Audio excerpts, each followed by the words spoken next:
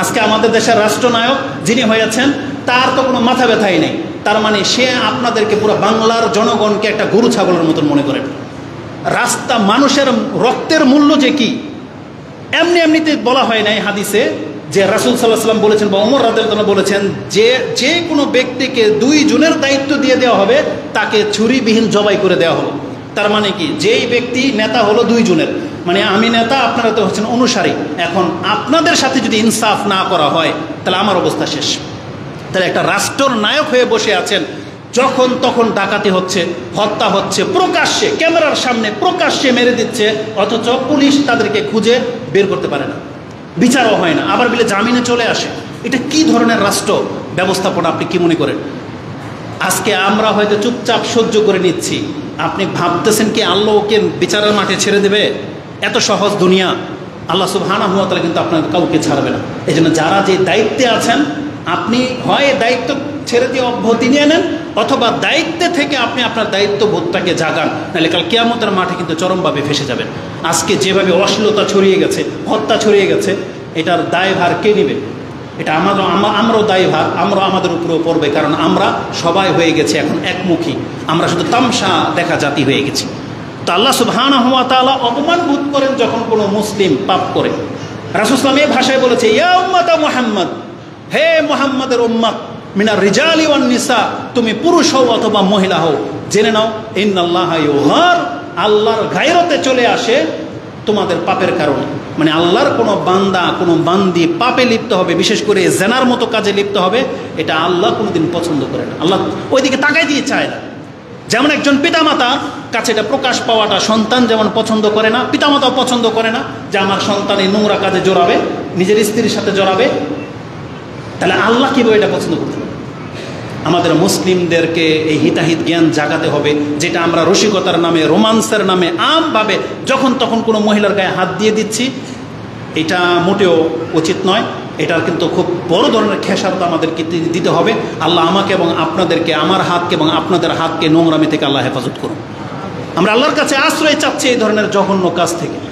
এমন না যে আমার ঘরের মেয়ে ছেলে পাপ করতেছে আল্লাহ আমাকে কিছু বলবে না। যদি এমনটা হতো তাইলে হয়তো আমরা বলতাম আল্লাহ আমরা অপারগ, কিন্তু আমাদেরকে তো শাস্তি পেতে হবে। এই জন্য নিজেকে বাঁচানোর জন্য অন্তত আমাদেরকে এই প্রতিবাদী হতে হবে, আমাদেরকে এই ফাহেসা, এই নোংরা, এই নেশা, এই জুয়া, এগুলোর বিরুদ্ধে দাঁড়াতে হবে। না হলে তো আমাদের ঘরও যাবে, এই রাষ্ট্র একদিন আল্লাহ সুবহানাহু ওয়া তাআলার আযাবের মুখাপেক্ষী হয়ে যাবে। আল্লাহ আমাদেরকে হেফাজত করুন, আমিন। একটা আশ্চর্যজনক হাদিস বলি, এটা আকীদার সাথে একটা বড় সম্পর্ক যুক্ত। বিশেষ করে যুবকদেরকে বলবো, যারা আজকে গায়রতের আলোচনা শুনেছেন, যারা এখনো বিয়ে করেন নাই, কিন্তু আমরা তো যুবকদের সাথে কথা বলি তো, এবং পুরুষদের সাথে কথাবার্তা বলি, শুনি তাদের অ্যাটিচিউড কি। সবার মধ্যে একটা জাজবা আছে যে আমার স্ত্রীর সাথে যদি আমি কাউকে এরকম দেখি তাহলে হত্যা করে দিই, কেন? তার কাছে দলিল আছে। আসুন সে হাদিস নিয়ে একটু কথা বলি।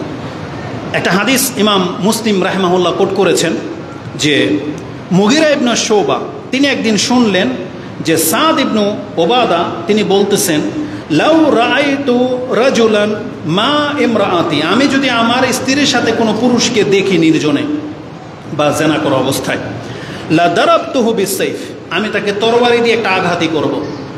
কেমন তরবারি? গায়রা মুসফিহিন আনহু, সেটা কবরে থাকবে না, কবর খোলা হবে। তার মানে ডাইরেক্ট ধারালো জায়গা দিয়ে তাকে আঘাত করা হবে, তাকে হত্যা করে দেওয়া হবে। তিনি এমন একটা ওপিনিয়ন পেশ করেছেন। সুবহানাল্লাহ। তার এই কথাটা বালাগা যালিকা রাসূলুল্লাহ সাল্লাল্লাহু আলাইহি ওয়াসাল্লাম, তার এই কথাটা যখন রাসূলুল্লাহ সাল্লাল্লাহু আলাইহি সাল্লামের কাছে শোনানো হয়েছে, কেন শোনানো হলো? এটা একটা খুব গুরুত্বপূর্ণ আজকের বিষয়টা আপনি মাথায় রাখেন। একজন বলেছে যে আমি যদি আমার স্ত্রীর সাথে কাউকে দেখতে পাই ওকে আমি হত্যা করে দেব। আপনার তো উচিত ছিল বাহবা দেওয়া উচিত ছিল, হ্যাঁ ঠিক এরকমই হওয়া উচিত। কিন্তু এই কথাটা রাসূলের কাছে কেন নিয়ে যাওয়া হলো? কারণ এটা শরীয়তি ব্যাপার। রাসূলুল্লাহ সাল্লাল্লাহু আলাইহি ওয়াসাল্লামের কাছে যখন এই সংবাদ গিয়েছে, ফাকালা আতাজাবুনা মিন গায়রি সাদিন গায়রাতি সাদিন, তুমি কি সাদের গায়রত দেখে আত্মসম্মান বোধে আশ্চর্য বোধ করতেছো যে এত বড় কথা বলেছে? তখন রাসূলুল্লাহ সাল্লাল্লাহু আলাইহি সাল্লাম আগে কথাটাকে এপ্রিশিয়েট করেছেন, মানে সমর্থন করেছেন তার এই অনুভূতিটাকে। রাসূল সাল্লাম বলেছেন, ফাওয়াল্লাহি, আল্লাহর কসম করে বলতেছি, লা আনা আগিয়ারু মিনহু ওয়াল্লাহু আগিয়ারু মিন্নি, সাদ আর কি আত্মসম্মান বোধ রাখে, আমি মোহাম্মদ তার চাইতে বেশি আত্মসম্মান বোধ রাখি, আমার চাইতে আল্লাহ অত্যধিক আত্মসম্মান বোধওয়ালা।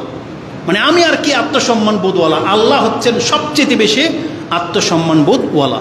তার মানে এই হাদিসটা আমরা যদি এতটুকু পড়ি, যেটা হবে আজকে আমাদের যুবকদের, পুরুষদের আলোচনা, যে এই যে সাদ রাদিয়াল্লাহু আনহু কি বলেছেন, তার স্ত্রীর সাথে জানা করা অবস্থায় যদি কাউকে পায় তাকে হত্যা করে দেবে, আমিও হত্যা করে দেবো, আমি কোনো দিক বিদিক তাকাবো না। এটা হচ্ছে হাদিস। হ্যাঁ, এরকম জাজবা প্রত্যেকটা পুরুষের থাকতে হবে, কিন্তু এটা কি জায়েজ? এটা হচ্ছে একটা বিষয়। আপনি কি তাই করবেন? আপনার কি করা উচিত হবে? এখান থেকে, হাদিস থেকে আপনাকে শিক্ষা নিতে হবে। এটা ইসলামে কিন্তু জায়েজ নেই। আপনি আবেগবশত এমন কাজ করে ফেলবেন যেই অধিকার আপনাকে দেওয়া হয়নি। হ্যাঁ, আপনার স্ত্রী যদি জেনায় লিপ্ত হয়, আপনি যদি চাক্ষুষ চোখে দেখেন, তাহলে বেশি জোর আপনি বিচারে দাঁড়াইতে পারেন, বিচারকের কাছে বিচার দিতে পারেন 4 জন সাক্ষীর সাথে। যদি 4 জন সাক্ষী না থাকে, আপনার এই বিচার টিকবে না। তাহলে আপনি কি করতে পারেন? তাকে হয়তো তালাক দিয়ে দিতে পারেন, তার সাথে আপনি সম্পর্ক রাখবেন না, এটাই উচিত। কিন্তু তাকে আপনি হত্যা করে দিবেন, ইসলামে এই অধিকার আপনাকে দেওয়া হয়নি। অধিকারটা কার? বিচারকের, রাষ্ট্রনায়কের।